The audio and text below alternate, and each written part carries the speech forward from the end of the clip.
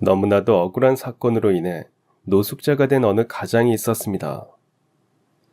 그 가장을 존경했던 며느리는 각고의 노력 끝에 시아버지를 다시 찾아 지켜드렸고, 심지어 시아버지를 위해 잔치까지 크게 열었는데요. 하늘이 며느리의 효심에 감동했던 모양이었을까요? 정성껏 준비한 잔치상으로 까치를 한 마리 보내주셨고, 그 까치는 며느리 인생을 송두리째 뒤바꾸어 주었죠. 마치 전래동화와도 같은 이 사연의 주인공 며느리는 다름 아닌 저입니다. 과연 저의 효심이 빚어낸 기적이 대체 무엇이었을지, 그 비밀을 담은 이야기를 지금 바로 시작하겠습니다. 우량아인 제가 이 세상에 태어나던 날, 슬프게도 친정어머니께서는 임종을 맞이하고야 말았습니다. 어머니께서는 평소에도 지병이 잦은 듯 건강이 많이 안 좋은 분이셨거든요. 참 당연하게도, 그리고 너무나도 다행스럽게도 저희 아버지는 무척이나 좋은 부모셨습니다. 아버지는 작고 허름한 동네 식당에서 손만두 장사를 하면서 딸자식인 저를 위해 한평생 가난과 맞서 싸우셨고, 경제적으로나 마음적으로나 모든 부분에서 저를 잘 보살펴 주셨어요. 제가 어머니의 빈자리를 단 한 번도 느껴본 적이 없었을 정도로 아버지는 저에게 아주 헌신적이셨죠. 특히나 만약 아버지께서 저의 부모가 아니셨다면 어쩌면 저는 아주 어릴 적부터 삐뚤어진 삶을 살았을지도 모릅니다. 솔직히 말씀드리자면 저는 또래 여자아이들과는 확연하게 다른 면모를 가진 어린이였거든요. 제가 특이한 면모를 가지고 있다는 사실을 스스로 깨닫게 된 건 유치원 졸업반에 올라가던 생일날 무렵의 일이었어요. 당시 아버지께서는 저를 위해 당시 또래 여자아이들 사이에서 가장 유행하던 인형을 생일 선물로 준비해 주셨는데요. 하지만 저는 그 인형을 선물로 받으면서 도무지 기쁜 마음이 들지 않더라고요. 왜 그러니 연수야? 혹시 생일 선물이 마음에 들지 않는 거니? 요즘 연수 또래 여자아이들이 가장 좋아하는 인형이라고 해서 준비한 건데. 네, 아빠. 아무래도 저는 곰인형이 마음에 들지 않는 것 같아요. 그게 무슨 소리니? 마음에 들면 드는 거고 아니면 아닌 거지. 마음에 들지 않은 것 같은 게 어딨어. 그게 그러니까 솔직하게 말하면 혼나거든요. 혼난다고? 대체 누구한테? 유치원 선생님들한테요. 선생님들이 원래 여자아이는 곰인형 같은 걸 가지고 놀아야 한다면서 혼내시거든요. 여자아이는 당연히 소꿉장난 같은 걸 하면서 놀아야 한다고도 했고요. 그랬구나. 우리 연수가 무슨 말을 어떻게 했길래 선생님들이 그런 말씀을 하셨을까? 저는 인형놀이보다는 자동차 장난감이 좋다고 말했어요. 포크레인이랑 레미콘 같은 자동차 장난감 말이에요. 그리고 소꿉놀이도 싫다고 했어요. 왜냐면 저는 남자애들이랑 집짓기 놀이 같은 걸 하면서 노는 게 훨씬 재밌거든요.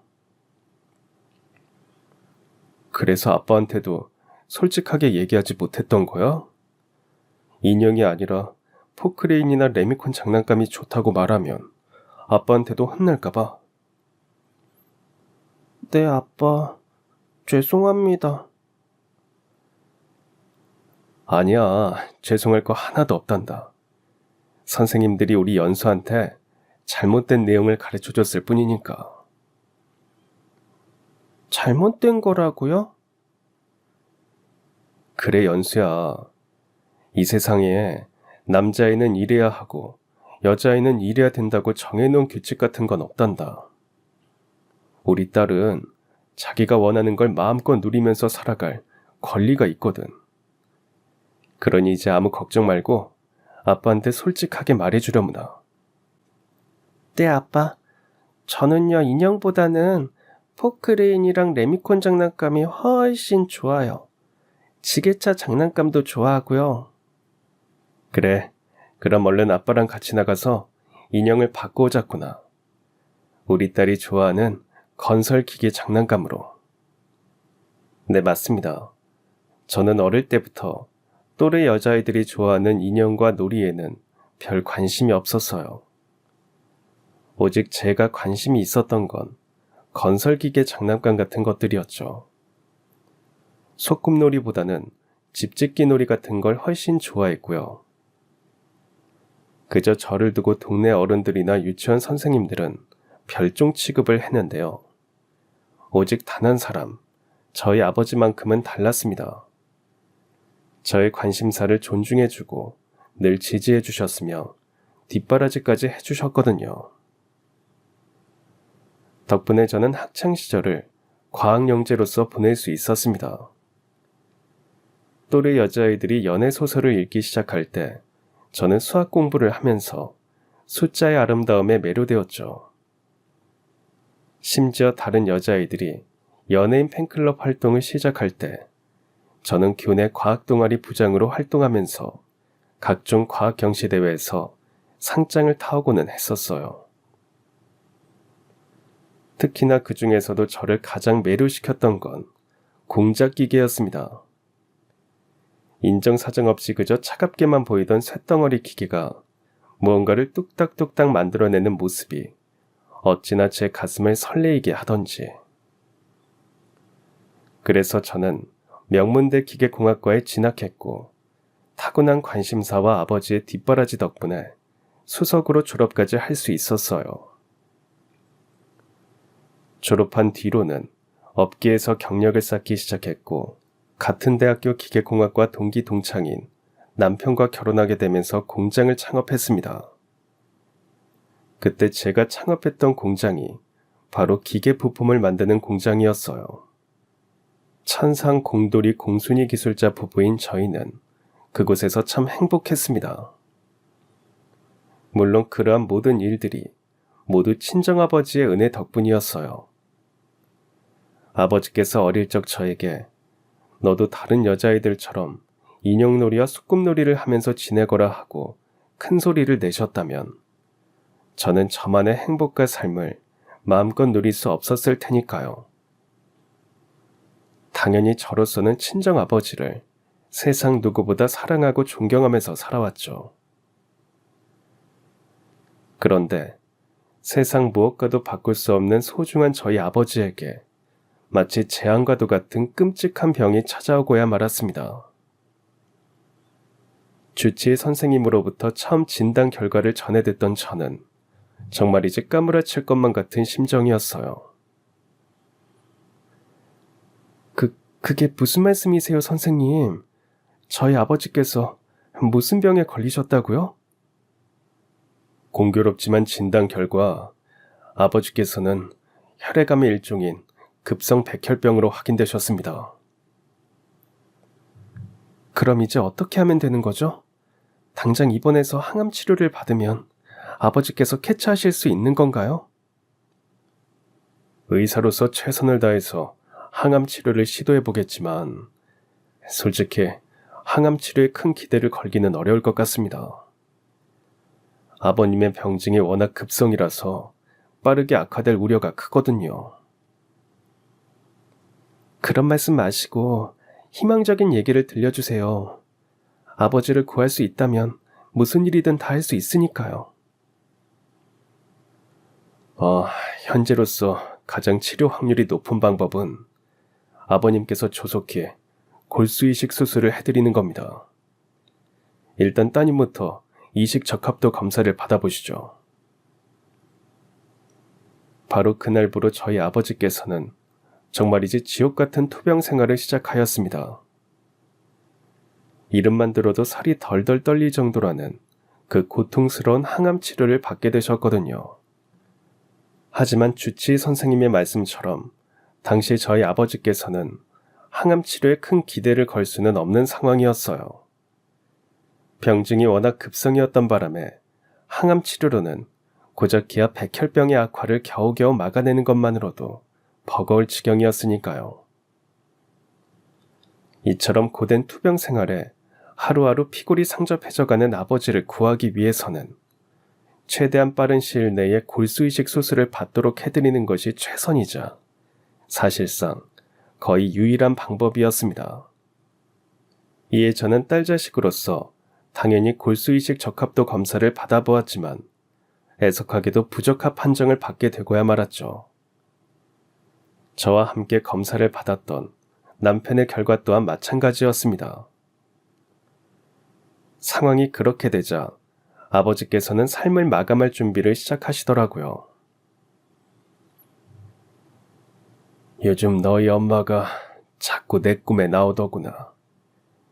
아무래도 내가 살 날이 얼마 남지 않은 것 같아. 에이, 그런 말씀 마세요.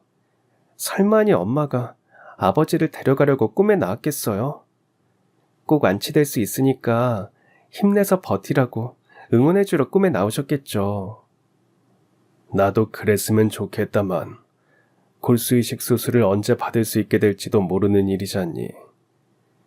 기적처럼 기증자가 나타나지 않는다면 골수이식 수술은 영원히 불가능할 테고. 그래도 약해지지 마세요. 아버지가 약해지면 제 마음도 같이 흔들리잖아요. 기적이든 천운이든 조만간 기증자가 꼭 나타날 테니까 힘들어도 조금만 버텨주세요. 제가 이렇게 부탁드릴게요, 아버지. 그날 저와 아버지의 눈물 섞인 대화를 입원실 밖에서 묵묵히 듣고 계셨던 분이 계셨습니다. 그분은 다름 아닌 저의 시아버지셨죠. 평소 참 과묵하고 무뚝뚝한 성격이셨던 시아버지께서는 둘이서 조용히 얘기를 좀 하자면서 저를 데리고 나가셨어요. 그리고는 이렇게 말씀하셨죠. 골수이식 수술을 받으면 사돈께서 기사회생하실 수 있는 게냐? 확실하지는 않지만 지금으로서는 골수이식 수술이 가장 확률이 높아요. 사실상 그것밖에는 방법이 없는 상황이기도 하고요. 그렇구나. 지금은 모든 것이 불확실한 상황이라 이거지. 네, 아버님. 딸 자식 입에서 이런 얘기 나오는 건 좀 그렇지만 주치의 선생님 소견이 그러니까요. 그럼 다른 가족한테 이식 적합도 검사를 부탁해보면 어떻겠니? 벌써 가까운 친척분들께 다 부탁드려봤죠. 그치만 아무도 선뜻 나서지를 않고 계세요.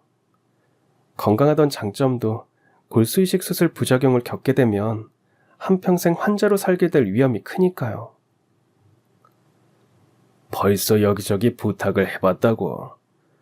근데 왜 여직 나한텐 이런 방구도 없었던 게냐? 그게 무슨 말씀이세요, 아버님?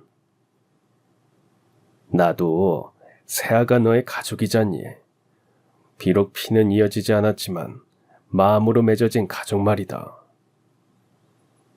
설마 저희 아버지를 위해서 검사를 받아보시려는 건 아니죠?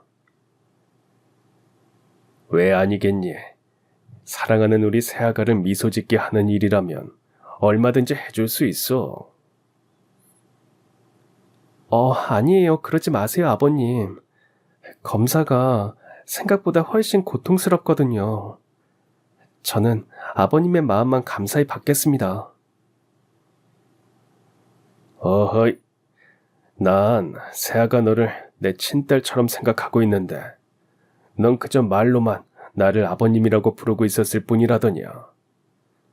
명색이 애비가 돼가지고서 딸 자식을 위해 못할 일이 뭐가 있겠어.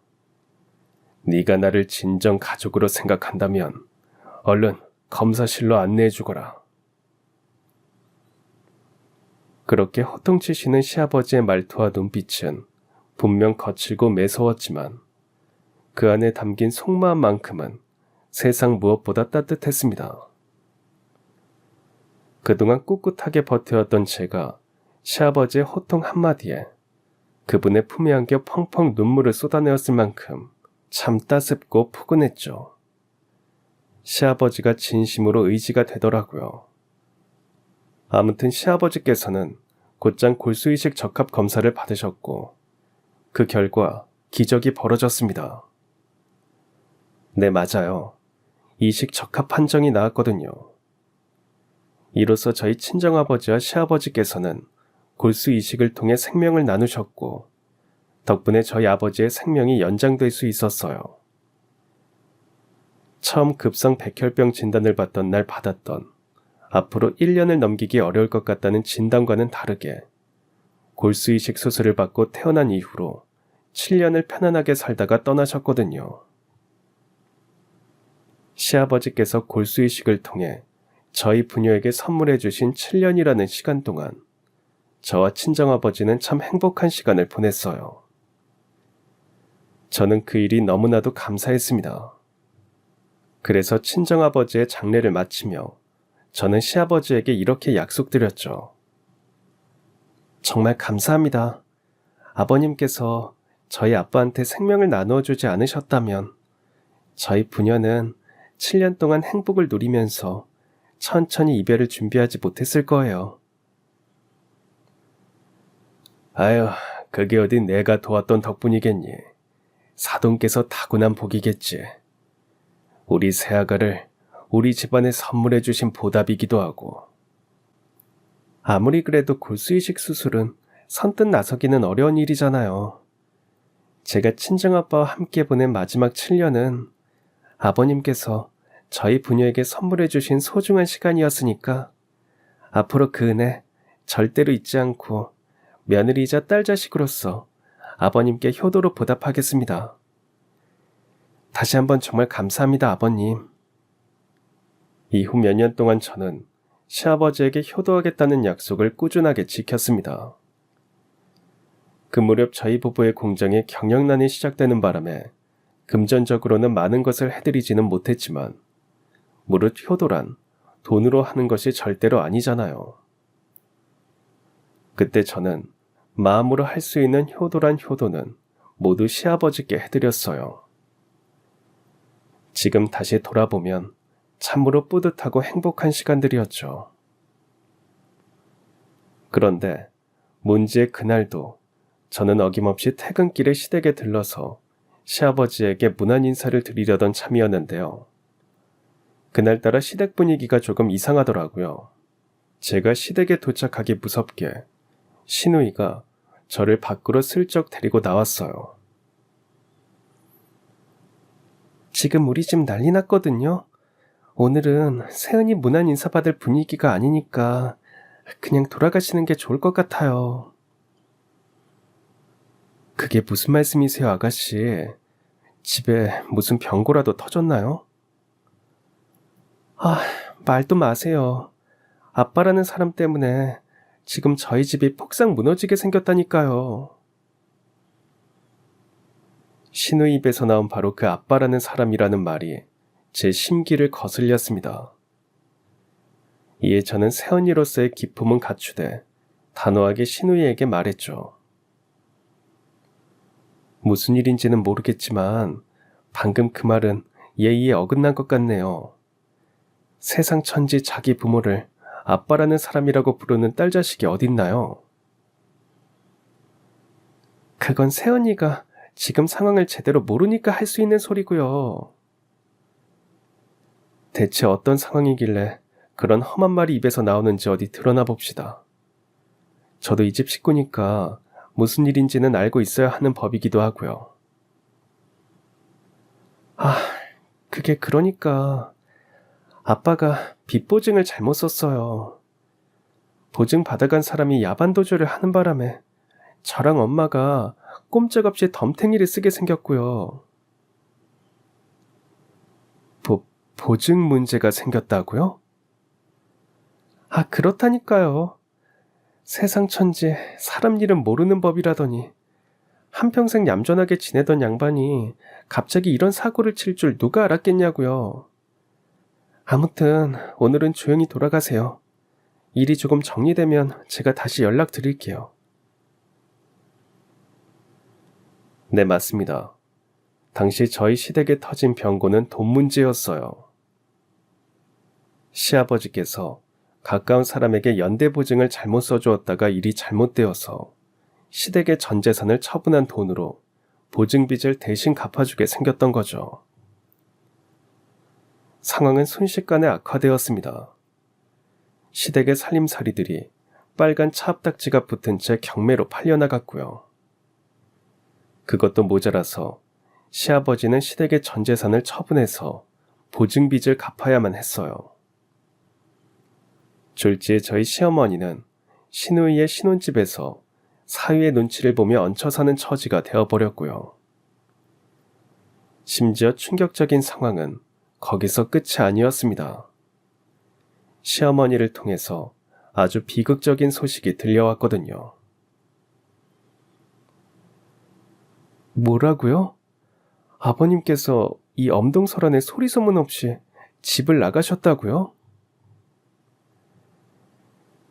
글쎄 그렇다니까는 나도 그 인간이 그렇게 무책임한 인간일 줄은 미처 몰랐어. 그놈의 빚보증 때문에 집안을 거지꼴로 만들어 놓고서는 뭘 잘했다고 늙음하게 가출까지 하냔 말이야. 아이고, 난리 났네요. 혹시 아버님이 어디 머물고 계실 곳이라도 있을까요? 가까운 친구분 댁이라던가. 왜? 내가 그걸 알려주면 그 인간 다시 데려오기라도 하려고? 당연히 그래야 하는 거 아닌가요? 아버님 입장에서는 가족을 궁지로 몰아넣었다는 죄책감 때문에 면목이 없어서 숨어 지내고 싶어졌을 수는 있겠지만 가족인 저희까지 아버님을 나몰라라 할 수는 없잖아요. 됐으니까 쓸데없는 생각하지 말거라. 가뜩이나 그 인간 스스로 조용히 잠적하게 내버려둔 것만으로도 이 시애미 복장이 터져나갈 지경이니까는. 그건 또 무슨 말씀이세요? 생각 같아서는 그렇게 얌전히 잠적하도록 내버려둘 것이 아니라 내 손으로 멍석마리를 해서 쫓아내고 싶어. 그러지 못한 게 그저 한스러울 뿐이고. 그러니 앞으로 너도 그 인간을 시아버지라고 생각하지 말거라. 애초에 사람 취급해줄 생각은 꿈에도 하지 마라. 함부로 그랬다가는 너까지 사람 취급 못 받을 수가 있으니까는. 그때 저는 시어머니를 도저히 이해할 수가 없었어요. 왜냐면 시어머니가 들들 복가되는 바람에 아버님께서 어쩔 수 없이 보증을 서줄 수밖에 없었던 것이었거든요. 대략적인 내막은 이랬습니다. 제가 남편과 결혼하기 이전에 있었던 일인데요. 당시 시어머니의 친정오빠가 좋은 아이템이 있다면서 사업을 시작하고 싶어 했다고 해요. 하지만 친정오빠라는 사람은 사업 자금이 없었고 이에 시어머니가 남편인 저희 아버님을 거의 몇 달 내내 들들 볶아서 보증 서류에 서명을 받아낸 것이었습니다. 즉, 아버님께서 연대 보증을 서주었던 가까운 사람이란 아버님의 처가댁 식구였어요. 상황이 이러니 제가 시어머니를 도무지 이해할 수가 없었던 거죠. 가장 억울할 사람은 다름 아닌 아버님일 텐데 정작 모든 문제의 시작이자 원인인 시어머니라는 사람은 자기 친정오빠의 잘못은 이런 방구도 없는 채로 오직 저희 아버님만을 원망하며 몹쓸 사람 취급을 해댔으니까요. 더욱이 시누이라는 사람은 아주 한술 더 떴습니다. 자기 엄마가 잘못된 행동을 하고 있으면 자식이라도 직접 나서서 아버지를 보호해드리거나 찾아 나서야 마땅한 일이잖아요. 그런데 시누이는 그야말로 인성의 밑바닥을 보여주더라고요. 언니는 공장을 운영하는 사업가니까 주변에 아는 사람들이 꽤 많겠네요. 아무래도 그렇죠. 근데 그건 갑자기 왜 물어보세요? 혹시 주변에 잘 나가고 실력 좋은 변호사가 있나 싶어서요. 이참에 소송이라도 해서 제 호족에서 아빠라는 사람을 확 파내버리고 싶은 마음이 굴뚝 같거든요. 세상에나 맙소사. 몹쓸 불효자를 호적에서 파버리려고 한다는 소리는 들어봤어도 딸 자식이 자기 엄마 때문에 억울하게 덤태기를 쓴 아버지를 호적에서 파버릴 생각이라고 떠들어댄다니. 대체 얼마나 막대먹은 불효자식이면 억울한 아버지를 두고 그딴 생각이나 하고 있는 건지 저로서는 감히 상상조차 할 수가 없는 노릇이었고 그대로 얌전히 듣고 있어서도 안 되는 망발이었습니다. 나 참 얼척이 없어서 정말. 내가 새언니로서 한마디만 할게요. 세상 천지에 그런 불효막심한 망발이 어딨나요? 천륜을 우습게 알아도 정도껏이어야죠. 그리고 무슨 말을 하려거든 제대로 알고나 하던가요. 아무리 능력 좋은 변호사를 선임해봤자 우리나라에 호적 파내는 법은 없다고요.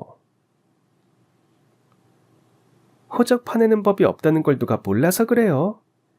나도 아빠라는 사람한테 오죽 열불이 뻗치면 그런 엉뚱한 상상까지 했겠냐고요. 엄마 말 맞다나 우리 가족들 손으로 멍석마리에서 쫓아내지 못한 게 한스러워서 이러는 거지. 그 멍석마리라는 소리도 앞으로는 하지 마세요. 지금 제일 억울할 사람은 아버님이니까 헛소리 그만하고 당장 어머님한테 가서 자초지종을 솔직하게 고백하라고 하세요. 무슨 자초지종이요? 엄마가 큰애삼촌한테 연대 보증을 서달라고 아빠라는 사람을 들들 볶았던 얘기요? 그건 나도 벌써 다 아는 얘긴데. 그럼 설마 아버님이 지금 얼마나 억울할지 다 알면서도 지금 그런 망발이나 하고 있었던 거예요? 그 양반이 억울할 일이 대체 뭔데요? 우리 엄마가 들들 볶기는 했지만 결국 보증 서류에 직접 도장 찍은 건 아빠라는 사람이잖아요. 그러니 결국엔 모든 잘못은 아빠라는 사람이 혼자서 다 한 거고요. 그쯤에서 저는 신우이와 대화하기를 포기했습니다. 원래 대화는 사람끼리 하는 건데 솔직히 말하자면 당시 신우이는 제 눈에 사람 같아 보이지가 않았으니까요. 딸 자식이라면, 적어도 사람이라면 가장 억울한 분인 아버님께 그딴 식으로 모든 잘못을 뒤집어 씌울 수는 없을 테니까요. 더욱이 그런 생각은 제 남편 또한 마찬가지였습니다. 오히려 남편이 먼저 자기네 식구들과 거리를 두자는 말을 저에게 건네왔거든요.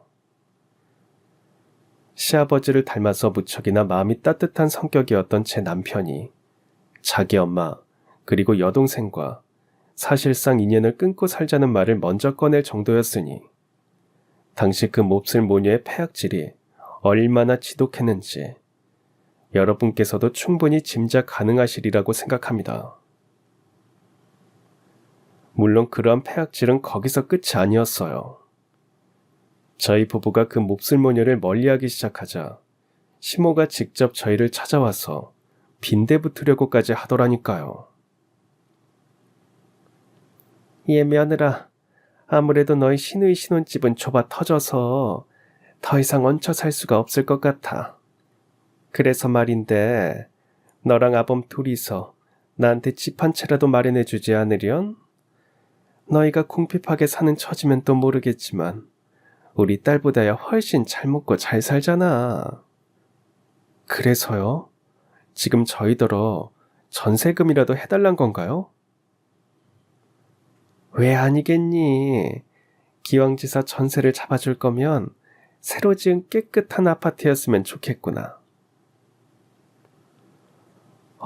글쎄요. 저희가 왜 그렇게 해야 하는지 모르겠는데요. 무슨 말을 그렇게 하고 그러니? 시애미가 집도 절도 없이 더부살이 하는 신세면 당연히 아들 며느리가 도와줘야지. 이게 다 그 정신머리 없는 놈팽이가 집안을 말아먹은 탓이니까 억울하게 거지꼴된 시애미를 한 번만 도와주려무나. 아니요. 저는 그 일을 아버님 잘못이라고 생각하지 않아요.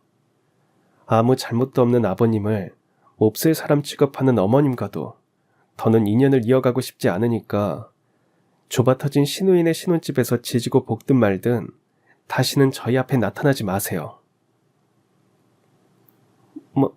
뭐가 어쩌고 어째? 네가 지금 감히 시임이랑 의절이라도 하겠다는 게냐? 우리 아들이 이 엄마가 이런 꼴을 당하도록 가만히 있을 것 같아? 공교롭게도 아범이 먼저 꺼낸 얘기입니다.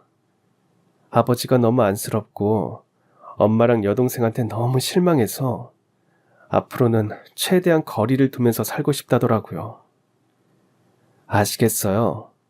저희에게 부모는 아버님 단 한 분뿐이시니까 더는 빌붙을 생각하지 말고 돌아가세요. 그날 저는 몹쓸 시모를 차갑게 외면한 채로 돌아섰고 시모는 끝끝내 자기는 억울하게 거짓골이 됐다면서 말 같지도 않은 소리나 빽빽 질러대더라고요. 뭐 그러거나 말거나 저희 부부는 그 몹쓸 모녀와의 인연을 단절해버렸지만요. 동시에 저와 남편은 서로의 새끼손가락을 걸고 약속했어요. 저희에게 남은 유일한 부모님인 시아버지를 찾아서 집으로 모셔오자고요. 모셔와서 저는 지난날 친정아버지에게 생명을 나눠주셨던 은혜를 아버님께 갚고 남편은 아들 자식으로서의 효도를 다하자고요. 바로 그날부로 저희 부부는 생업에 최선을 다하는 한편으로 최선을 다해 시아버지를 찾아다녔습니다. 하지만 그 어디에서도 아버님의 소식조차 찾을 수가 없었죠. 그렇게 애타는 심정으로 보낸 시간들이 장장 5년. 그동안 저희 부부는 아버님을 다시 만나지도 못했을 뿐더러 절체절명의 위기까지 겪게 되었습니다. 다름 아닌 저희 부부의 공장과 관련된 위기였죠. 저희 공장이 기계부품을 생산하던 기술이 외부로 유출되는 바람에 저희 제품을 무단으로 복제해서 생산하는 타사 공장들이 우후죽순으로 늘어났거든요. 그 나쁜 회사들은 복제품을 아주 저렴한 가격에 납품하기 시작했고 그러는 바람에 정품인 저희 공장의 생산품들이 가격 경쟁력에서 뒤처지는 상황이 발생했어요. 이에 저희 부부는 공동 경영자로서 아주 깊은 고민에 빠져들었습니다.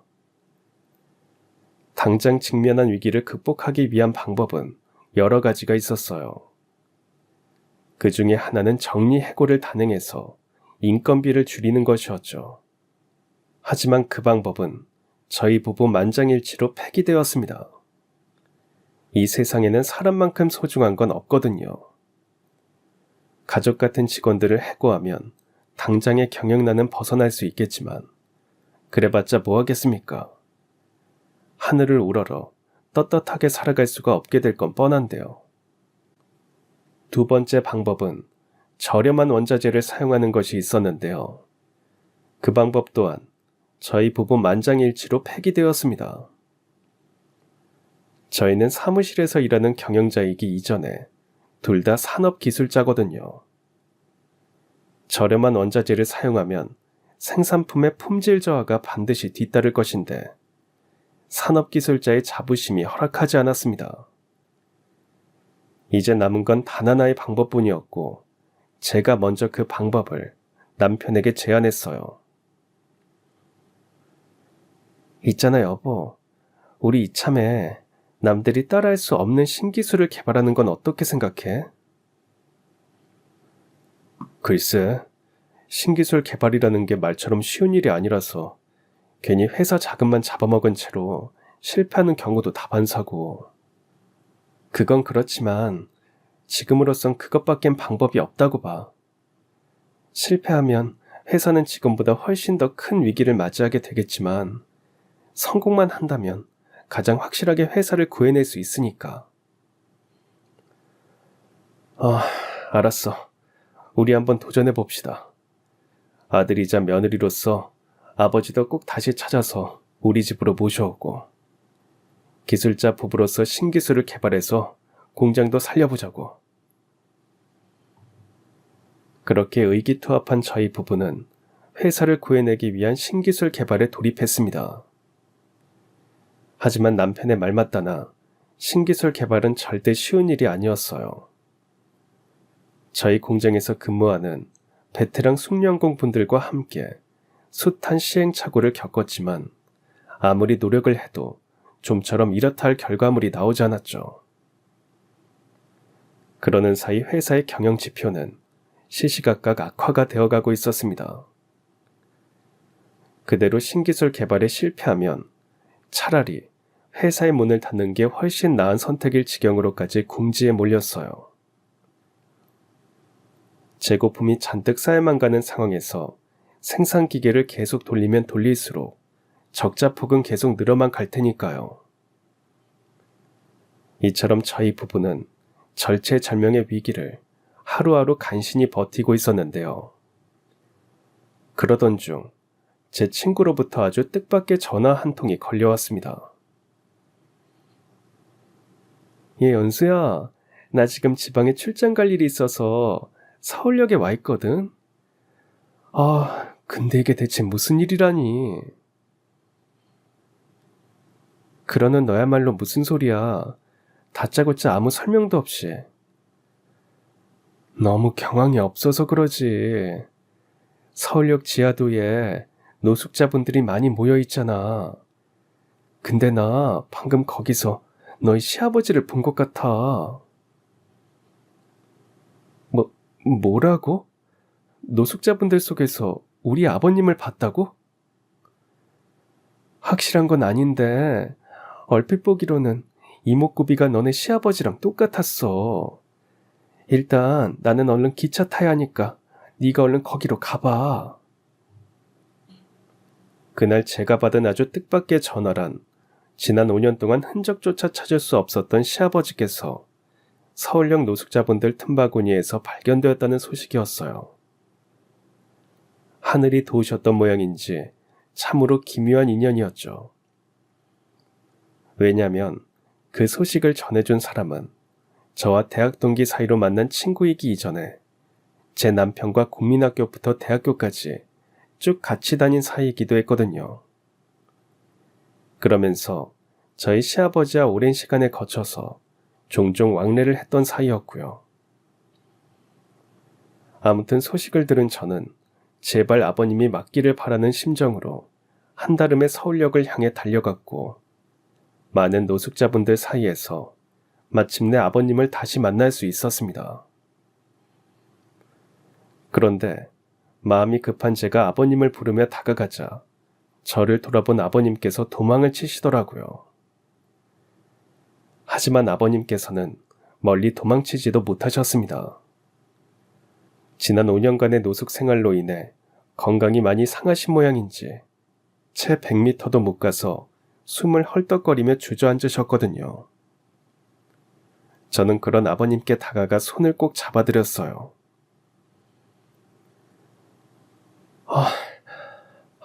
이게 어떻게 된 일이에요? 아버님이 왜 여기서 노숙 생활을 하고 계신 거냐고요? 그동안 저랑 아범이 얼마나 많이 찾아다녔는데요. 뭐하러 그랬니?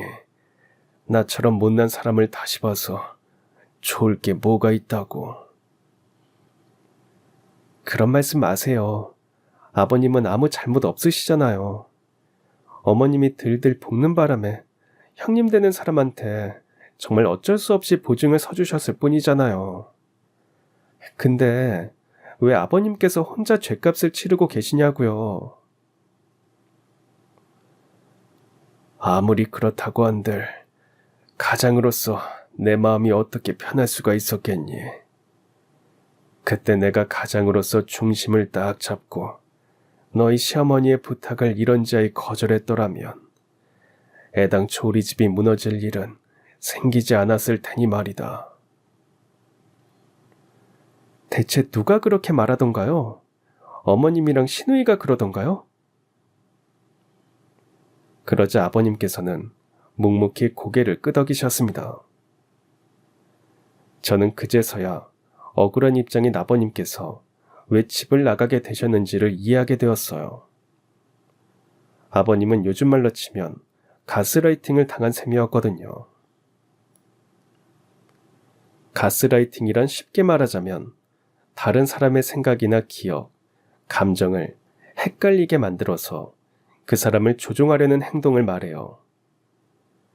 즉 시모와 시누이라는 사람들이 저희 시아버지의 마음속에 있는 가장으로서의 책임감을 약점으로 잡아서 빚보증과 관련된 모든 악재들이 결국엔 아버님이 가장으로서 현명하게 처신하지 못했기 때문이라는 식으로 계속해서 심리적으로 괴롭힌 뒤 저희 아버님으로 하여금 마치 진짜 자신의 잘못이었던 것처럼 착각하게 만들고야 말았던 거죠.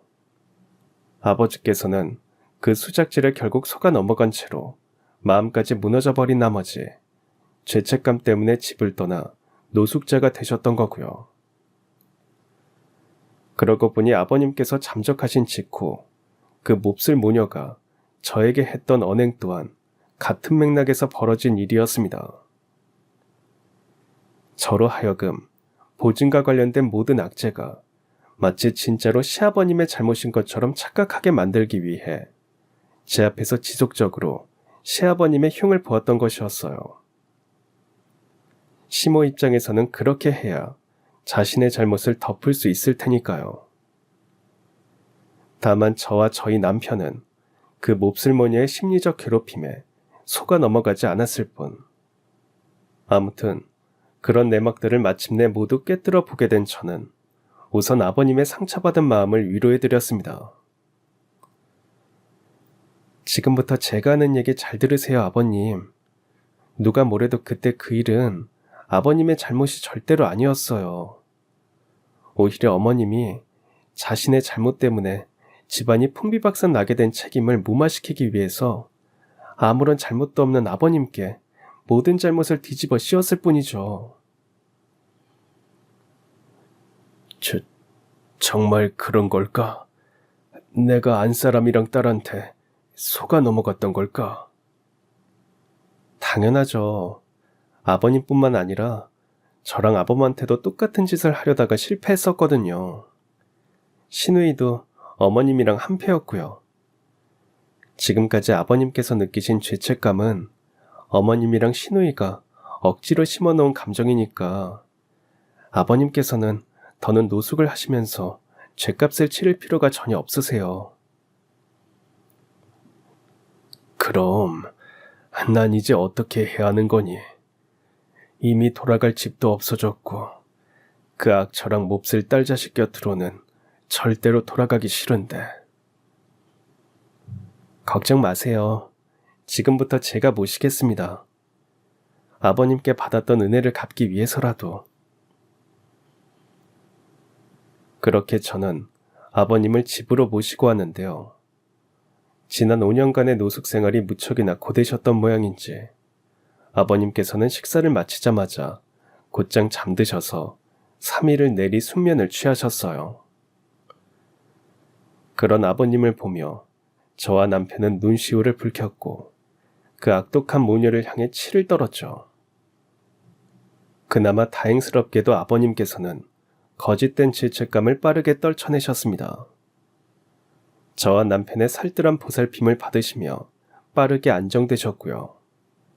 덕분에 한시름 덜게 된 저희 부부는 그 악독한 모녀에게 아버님을 모시고 있다는 얘기를 철저히 비밀로 하자고 약속했습니다.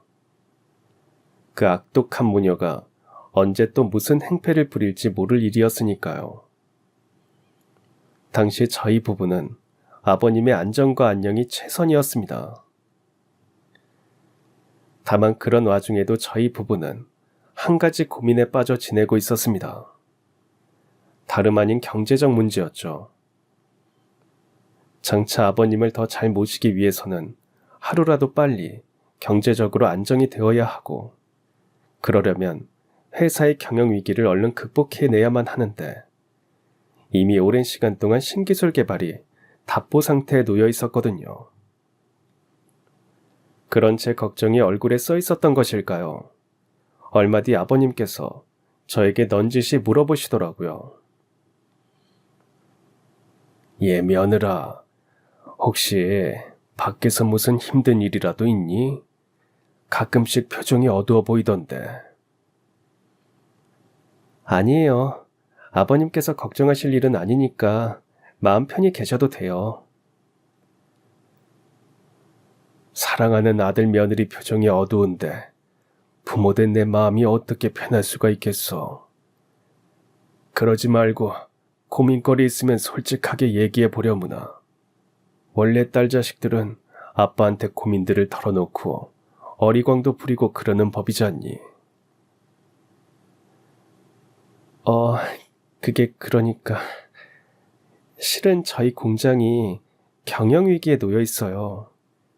일이 잘 안 풀리면 조만간 폐업해야 될지도 모르는 상황이고요.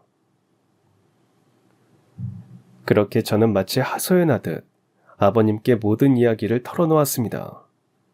신기술 개발에 실패하면 공장이 문을 닫게 될 위기라는 어려운 이야기까지 모두 말이죠. 그러자 아버님께서는 달력을 슬쩍 보시더니 전혀 예기치 못한 부탁을 하셨습니다.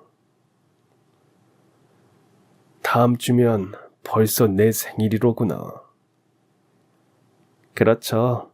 이번 생신은 칠순잔치니까 저랑 아범 사정이 아무리 어려워도 꼭 잘 챙겨드릴게요.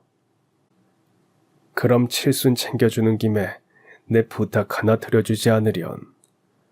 다름이 아니라 내 칠순 생일 때 서울역 노숙자 친구들을 데려다가 잔치를 열고 싶어서. 노숙자분들을 모셔서 칠순 잔치를 열자고요? 꼭 좀 부탁하마. 어려운 노숙자들에게 베푼 잔치가 우리 며느리에게 큰 복으로 되돌아올 수도 있으니 말이다. 원래 잔칫날에는 까치가 기분 좋은 소식을 물고 날아드는 법이거든. 이에 저는 아버님의 부탁을 들어드리기로 했습니다. 다른 생일도 아닌 칠순잔치니까 아버님의 지인분들을 초대해서 잔치를 여는 건 당연한 일인데다가 한편으로는 지푸라기라도 잡는 심정이기도 했어요. 노숙자분들께 잔치를 베풀며 공덕을 쌓으면 하늘이 감동해서 저희 부부에게 크나큰 복을 내려주실지도 모르는 일이었으니까요. 그런 기적이라도 바라야만 했을 만치 당시 저희 공장의 상황은 아주 심각했습니다. 아무튼 저희 부부는 시아버지의 칠순잔치를 최대한 성의껏 준비했어요. 아버님께서 노숙 생활을 하던 당시 친하게 지내던 분들께서 많이 참석해 주셨는데요. 즐겁고 행복한 칠순잔치가 막바지에 접어들던 무렵 아버님께서 저에게 슬쩍 이런 귀뜸을 해주시더라고요. 잠시 후에 내가 어떤 사람 하나를 소개시켜 줄게야. 며느리 너는 일단 그 사람이 말하는 대로만 해보려무나. 어떤 분이신데요? 그분이 저에게 무슨 말씀을 해주시려고 하는 거고요?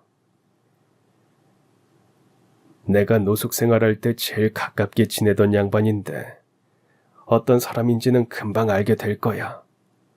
그러니 내 말 명심하고 일단 그 양반 말대로 한번 해보렴. 그렇게 말씀하신 아버님께서는 어떤 노숙자 아저씨 한 분 앞으로 저를 데리고 가셨어요. 어허라, 자네가 이 집 며느리 모양이로구만. 자네 시아버지한테 칭찬 많이 들었네. 하늘에 둘도 없는 효부라면서. 에이, 별 말씀을요. 아버님께 특별히 잘해드린 것도 없어서 오히려 죄송스러운데요 뭘. 헤헤이, 말도 참 예쁘게 하는구만. 여간, 자네가 운영한다는 공장부터 좀 구경시켜주게. 여기서 멀지 않다면서.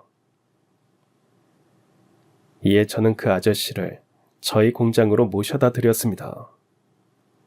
아버님께서 그 아저씨가 하자는 대로 해보라고 저에게 귀뜸을 해주셨을 땐 그만한 이유가 있을 거라는 생각에서였죠.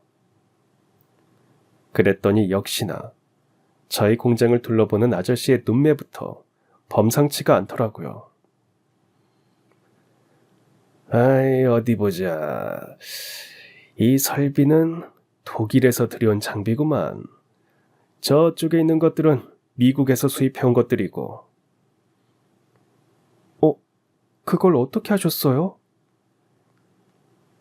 내가 이쪽 업계에서 한평생 잔뼈가 굵은 몸이거든. 믿었던 동업자한테 속아서 폭삭 망하기 전까지는 결혼도 안 한 채로 혼자서 오직 일만 하면서 지냈어. 네, 그러셨군요. 그럼 그때 노숙을 하게 되신 거예요? 인생이 무상하더라고. 그동안 열심히 살아온 인생이 한낱 일장춘몽과도 같다는 생각도 들었고, 그래서 모든 것을 다 포기한 채로 노숙자가 된 거야.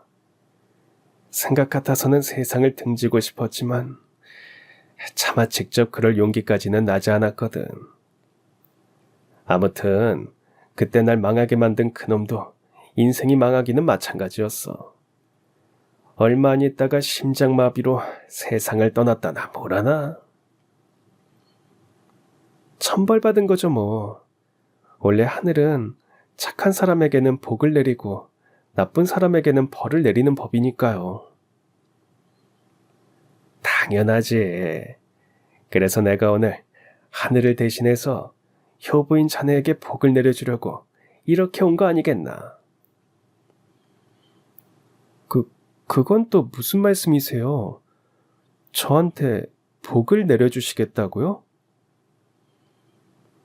자네 시아버님께 듣자 하니 신기술 개발하느라 애를 먹고 있다던데. 어디 그 도면 한번 가져와 보시게. 내가 문제점을 진단해 주겠네.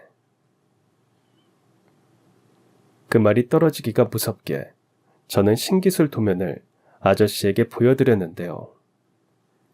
아저씨가 도면을 쓱 훑어보기 무섭게 문제를 파악하더니 심지어 해결 방법까지 꼼꼼하게 알려주시더라고요.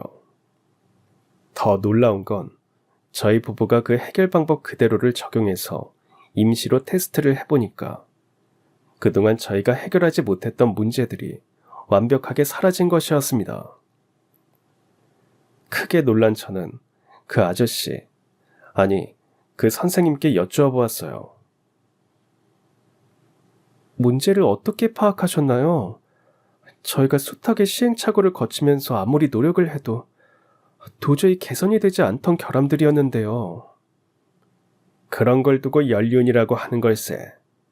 이래봬도 내가 한창 잘 나갈 적에는 엔지니어링 업계에서 둘째가라고 하면 서러울 정도의 기술자였거든. 물론 자네 부부 또한 참으로 대단한 사람들이야. 두 사람이서 신기술의 기본을 제대로 닦아놓지 않았다면 나로서도 연륜을 발휘할 수 없는 일이거든. 과찬이십니다. 선생님의 연륜 덕분에 신기술이 완성될 수 있었어요. 이 큰 은혜를 대체 어떻게 갚아야 할지. 보답 같은 건 필요 없어. 요즘 세상에 복이 드문 지극정성 효부에게 하늘이 내리는 복이라고 생각하게나. 오늘 잔치상 거하게 얻어먹었으니 그 밥값을 치른 셈이라고 생각해도 좋고. 아니요. 그럴 순 없습니다. 귀인께 도움을 받았으면 응당 걸맞은 보은을 해드려야죠. 그래서 말씀인데요. 괜찮으시면 선생님을 저희 회사의 고문님으로 모시면 어떨까요? 나처럼 인생 자포자기 해버린 노숙자한테 일자리를 주겠다고? 저희가 일자리를 드리는 게 아닙니다. 오히려 선생님을 모셔오는 거죠. 선생님께서는 저희 업계 최고의 베테랑이자 장인이니까요. 그날 저희 부부는 그 선생님을 저희 회사의 고문님이자 기술 이사님으로 모셔왔습니다. 선생님께서는 자포자기했던 노숙자에게 새 삶을 살아갈 기회를 주어서 고맙다며 눈물을 쏟으셨지만 오히려 저희가 몸둘 바를 모를 지경이었어요. 선생님 덕분에 신기술을 완성시킬 수 있었던 것도 모자라서 저희 공장의 미래 또한 선생님 덕분에 창창해졌으니까요. 그러한 모든 기적의 시작은 다름 아닌 저희 시아버지 덕분이었고요. 물론 저희 가족의 승승장구는 이제 막 시작되었을 뿐이었습니다. 신기술 덕분에 공장의 경영난은 일거에 해소되었고 2년 뒤에는 신기술 특허 사용권을 외국 대기업에 팔아서 현금 자산만 수백억 갑부가 되었거든요. 이처럼 대성한 저희 부부가 수백억 갑부가 되고 나서 제일 먼저 한 일은 교회에 커다란 대저택을 마련하는 것이었습니다. 공기도 좋고 경치도 좋은 대저택에서 아버님의 노후를 편안하게 모시기 위해서였죠. 아버님께서 소일거리 삼으실 수 있도록 작은 과수원도 하나 매입했고요. 그런데 저희 가족이 대저택으로 이사를 하던 날 뜻밖의 불청객이 찾아왔어요. 그 악독한 모녀가 제 남편이 갑부가 되었다는 소문을 듣고서는 또 한 번 빌붙기 위해 찾아왔거든요. 하지만 제 남편은 그들을 거들떠도 보지 않은 채로 집으로 들어가 버렸고 그들은 하는 수 없이 제 앞에 무릎을 꿇고 싹싹 빌며 알랑방귀를 끼어대기 시작했습니다. 시애미가 이렇게 무릎을 꿇을 테니 과거에 있었던 일은 이참에 싹 잊고 우리 예전처럼 다시 한번 오순도순 잘 살아보자꾸나. 그래요, 새언니. 저도 그동안 반성 많이 했으니까 지난 일은 너그럽게 눈 감아주세요. 사람이 살다 보면 실수도 할 수도 있고 그러는 법이잖아요. 그니까 얼른 들어가서 오빠 좀 데리고 나와주세요. 그래, 나도 부탁한다, 며느라. 너한테는 이렇게 용서를 받았으니까 내친 김에 우리 아들한테도 내가 직접 용서를 받도록 하마. 이에 저는 콧방귀를 끼며 비꼬듯 대답했습니다. 뻔뻔한 거랑 착각도 정도껏 쉬어야지. 두 사람이서 북치고 장구치고 하면 모든 문제가 다 해결되는 건가요? 난 당신네들 사과를 받을 마음도 전혀 없고 용서하겠다는 말도 일절 한 적이 없는데.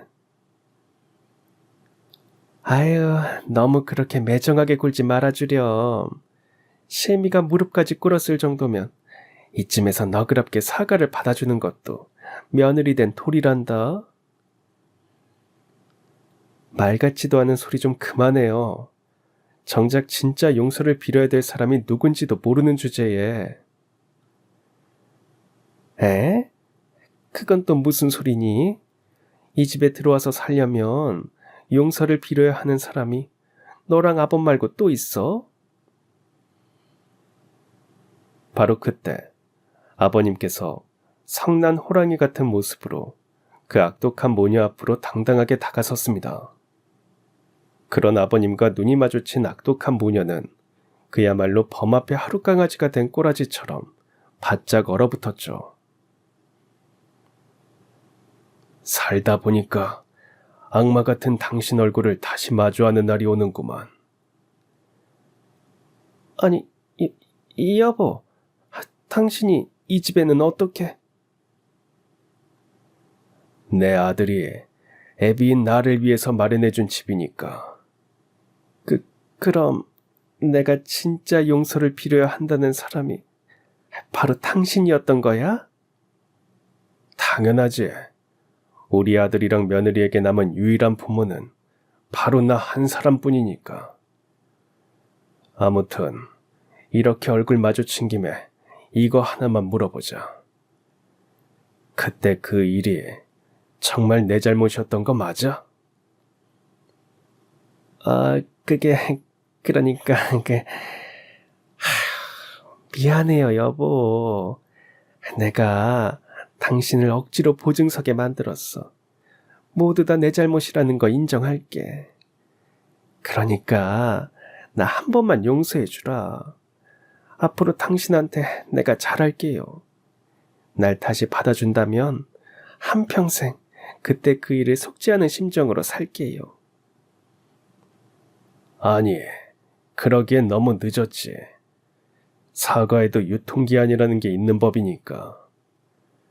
조만간 변호사 통해서 이혼 서류 보낼 테니까 단단히 각오하는 게 좋을 거야. 내 마음에 거짓된 죄책감을 심어놓고 5년 동안 노숙까지 하게 만든 죄값을 단단히 치르게 만들 거라고.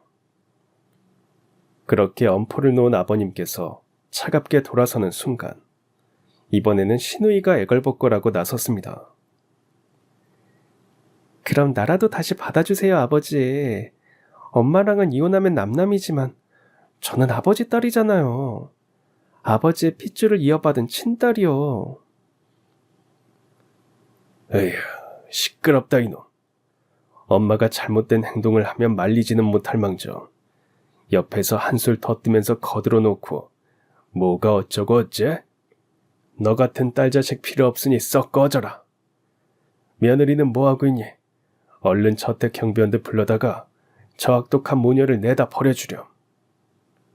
그날 저는 아버님의 분부대로 대저택 경비원들을 불러다가 그 악마와도 같은 모녀를 내쫓았습니다.